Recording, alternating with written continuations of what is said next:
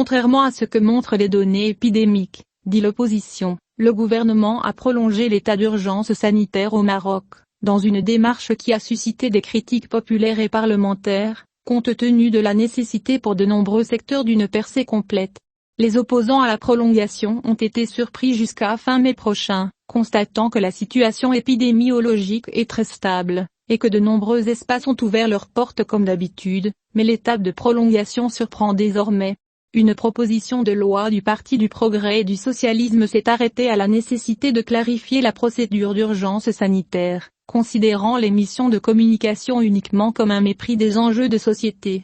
Mais le gouvernement n'a pas interagi avec lui depuis près de 2 mois.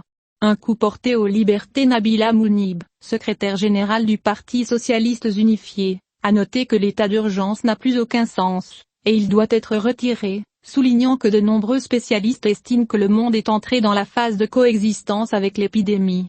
Mounib a ajouté, dans une déclaration à Express, que la situation actuelle n'appelle pas cette prolongation, notant que la question a été comprise lors des débuts du virus, sans en connaître tous les détails, mais maintenant qu'il s'avère que ce n'est pas dangereux. La même porte-parole a estimé que l'État est conscient de ce dossier, et a permis à de nombreux espaces de s'assouplir, mais il veut exploiter l'état d'urgence pour restreindre les libertés et les oppositions sérieuses, ainsi que pérenniser l'absence d'une véritable stratégie de santé, comme elle l'a dit.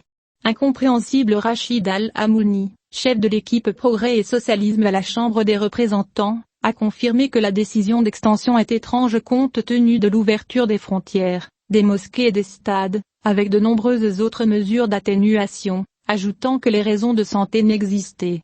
Al-Amouni a ajouté, dans une déclaration à Express, que les recommandations émises par le comité scientifique sur Corona ne vont plus vers la rigueur, et a ajouté: nous avons soumis une proposition pour reconsidérer l'urgence sanitaire il y a 2 mois, mais sans interaction.